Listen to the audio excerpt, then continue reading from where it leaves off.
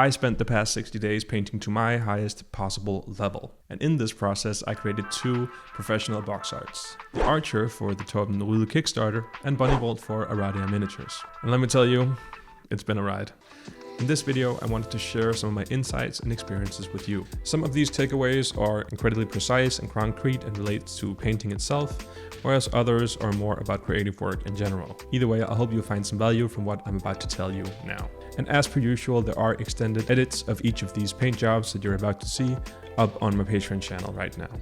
There's a 2.5-hour masterclass for the Archer and a 3-hour masterclass for the Bunny Bolt. That's almost 6 hours of content in total just for these 2 box arts. So if you're interested in diving deeper into each of these paint jobs, just know that this is available on the Patreon. For now, let's get started with the video. And first, I want to really tell you the story of how I got here.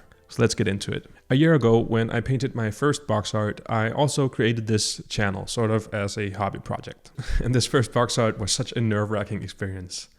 I had been painting miniatures for just about 2 years at the time, and now one of my paint jobs were going to be featured along such names as Nicholas Mortensen, Yarrow Miniatures, and Eric Swinson. Like I said, terrifying. But at the same time, I was feeling quite happy because painting a box art was such a big personal goal of mine, and it seemed to me at the time to be some of the highest artistic expression in the world of miniature painting.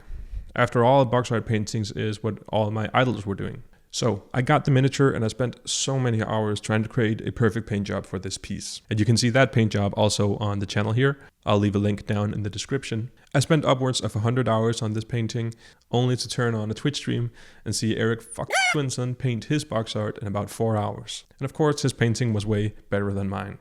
But yeah, there you go.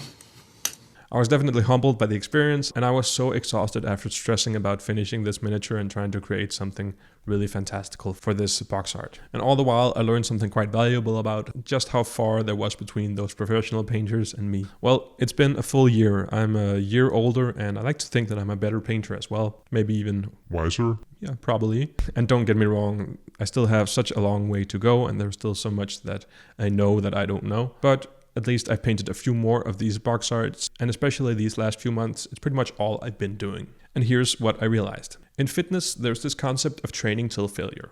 That means that if you're able to do 10 push-ups before you get too tired and can't do any more, you're going to do multiple sets of 10 push-ups. Now, in time, those 10 push-ups are going to grow to 15 and 20. And this is how you get stronger. You keep training till failure. You push your muscles until they can't perform anymore. Then you take a break and then you do the same thing again. And I found that this concept is actually pretty similar to when we're painting miniatures. At a certain point, I've looked at, painted, and thought about this miniature so much that I'm reaching that point of failure. I'll be completely exhausted and really need to take a break. But taking those breaks is really hard for me, since I really just want to keep going and finish the piece. But here I found it really helps to leave your surroundings and go spend some time with some other people. Do something else. It really helped me to hang out with this snoring dog.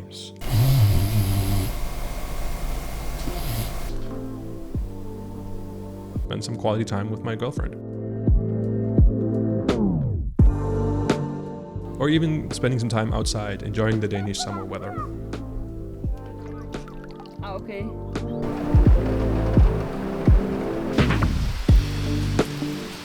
I've also found that painting something else, something that doesn't have that same pressure of having to perform at a really high level, really helps to get some rest and recharge those batteries and like regain some of that focus that you've lost in the exhaustion. So yeah, take breaks, try to work on other projects, and come back to that important piece with renewed energy. That's the first thing I've learned. Banging your head against the wall is not always the answer. The next thing I feel like I've learned concerns my thinking on contrast and ambience. We all know that a good paint job needs a ton of contrast. It needs different values like darker shadows and brighter lights, and it needs different colors to look appealing to the viewer, and maybe even a bit of different textures in order to faithfully represent different materials on the model. On the other hand though, it also needs some ambience and some cohesion in the use of color. If the miniature has too much contrast, it'll be lacking that harmony that makes for an appealing paint job in the end. And I think that a perfect example of this balance between contrast and harmony comes when painting the leather straps on the leg of the Archer here. Here I'm painting this incredibly detailed model in 50 different shades of brown. Get it?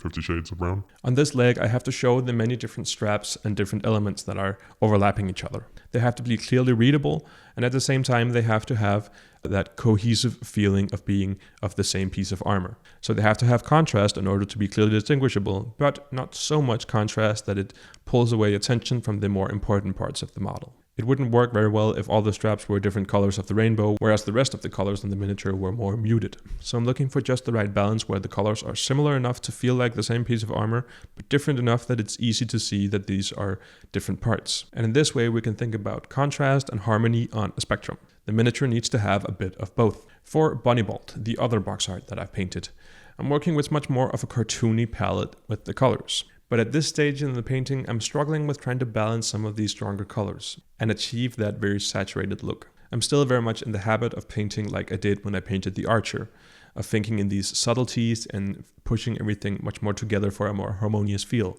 And at this stage, I kind of realized that all of this white and all of these different nuances of white isn't really working, which leads me to the second insight I've had.